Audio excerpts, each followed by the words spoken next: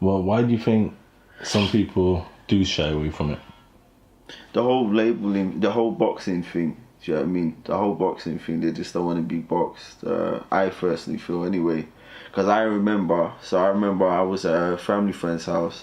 We was talking about music, and the guy was like, "So you do that, that gospel, gospel rap?" Like he was taking a mic, you know, the ones he was taking a mic. Them ones, if I was doing "Shank Your Mum Yesterday" kind of music, he'll be like, "Oh yeah, you're doing music, yeah, you do, do you know what I mean?" Kind of thing. Because because there's Jesus, there's an element of God in there. He tried to boy it. So before I would try to downplay it, kind of thing, but. I think people just don't want to be vulnerable. People want to be respected, accepted, and they don't want to be boxed. So I kind of understand that thing with the music in the sense like before you've even gone to spin the thing because it says Christian on it, you're like, yeah, like man, I'm not into that cause kind of thing. So yeah. Yeah, I was having a conversation with some folk the other day where I thought it was interesting in that for someone like, say, Lecrae, it really has a brand on him. I think to a lot of people, he's a gospel rapper. Like, regardless of where things are going, I think you would quote Jesus music and such. I think he's deep rooted in so many people's definition of what gospel rap is. It's hard for him to move. And then in the same way, someone like Stormzy Chance, who has been talked about to death now, I feel like at this point, maybe in a Christian circle, but it's not, no matter what they do, they're never going to be Christian enough. They're never going to be seen as a gospel rapper, no matter what they do. And even like Stormzy, or even if you take, say, a Drake's moaning because he's been making pop tunes for 2 years and they're still putting him in the rap category, like regardless. Like, you know, half of Drake's albums nowadays, they're not rap. As much as to say Ed Sheeran, when I listen to the A-Team and such, I'm hearing rap, but he's never going to be in the rap category. Even though he's like rapping and doing a chorus in the same way. But is there, I think, a cheesiness or a corniness that you think people are afraid of when it comes to labeling themselves as a gospel rap artist, especially when going in front of, I think, the secular world, is when people seem to get sensitive about it? I think to put the cheesy and the corny thing next to gospel is unfair, because cheesy and corny can go against every kind of sound. Really, there's some really, like, as much as Who Let the Dogs Out, that was my jam. Rugrat days all day. Come on, let's play, let's hoover the house, let's sky from doing the chores and listen to that. But that's cheesy though, man. Do you know what I mean? No disrespect to them, but that's a cheesy song. But nobody would really kind of throw corn on that. But then when the guy's like, yeah, Jesus, oh yeah, they'll slap him with the corny thing. So I think first of all, that's not fair. But well, not even first of all, that's the whole point really. That's not fair to kind of just put it to the gospel in that sense. And it's just the standard of excellence you bring to it.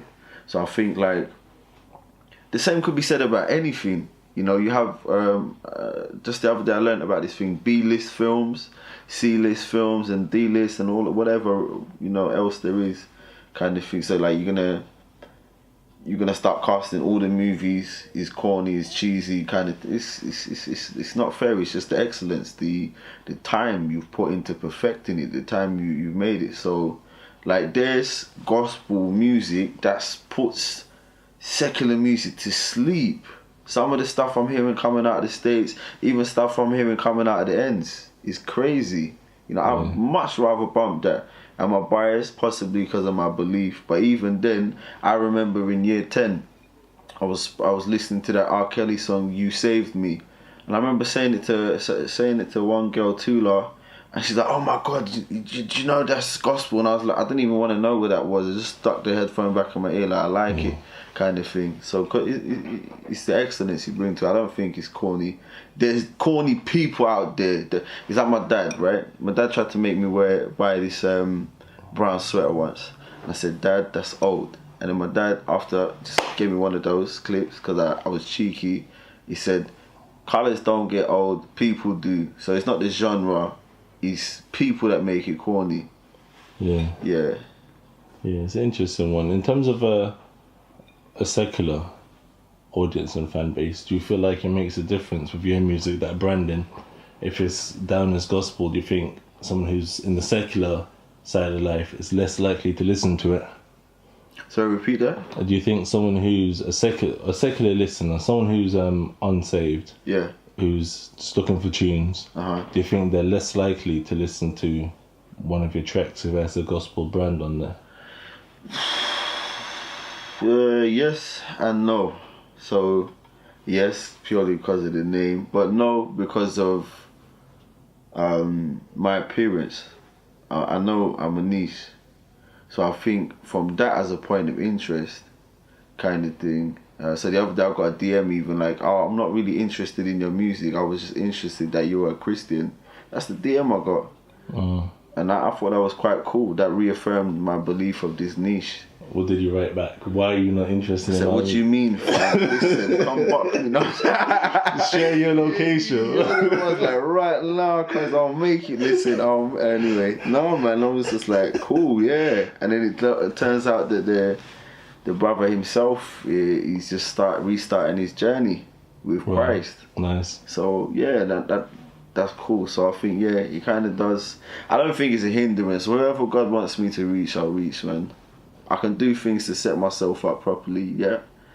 But there's only so much I can do before I start overthinking stuff. And I'm trying to please everybody. I don't do anything. I just sit there incapacitated from people's opinion. Yeah, I hear you. And I'm wondering if there's one or two people that still ain't never heard you spit. You think you got a couple bars for them right now? Yeah, so what you want me to spit? Yeah, go for it, bro. Alright, cool. I'm unshakable, unbreakable, I ain't available for these erasable, degradable, supposed educational routes. If it ain't got Jesus as a foundational, I'm out, only made capable cause I'm relational with the G-O-D. Cause he know me, blows with flows that ain't inflatable. My soul unattainable. I'm never down for the cow, but I'm down for the bout. I'm trying to finish as a pillar in his house. I'm about this be my ticket out the darkness. I inhibit. It's the dimmest kind of prison. I'ma need a violinist in the spirit as I pivot. The explicit limits on my lyrics. The cynics can just listen like the Greeks did to Philip. I'ma glisten on this mission I was given in the Paul's rendition. Fresh out the kitchen. Fresh water, Jay. Bars.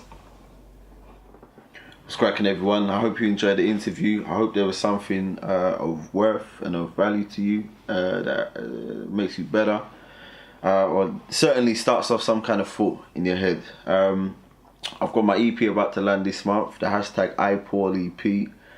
Massive shout out to the Lions Den for just being supportive on camera and off camera and all of that. Stay updated with me via my social media. I think, Jay, you're gonna put it below, or you can put it over here, or ping. Yeah. It's gonna be somewhere. Just keep anyway. Hashtag InderPaul EP, or even if you didn't want to click on the links and you just wanted to find me, it's a bit weird. But anyway, type in hashtag InderPaul EP into any social media network and you'll find me. I've actually got the hard copy with me here that I'm blessing my boy Jay Walker with, you know what I mean? Because man, he's been very supportive. So as you support me, continue to support him, and hopefully I'll see you around. The first 5 followers from the Lions Den, I'll follow you back. That's what I'm gonna do. But you have to tell me that you're from the Lions Den, otherwise must move in touch. InderPaul EP, go get it. Yup. Yeah.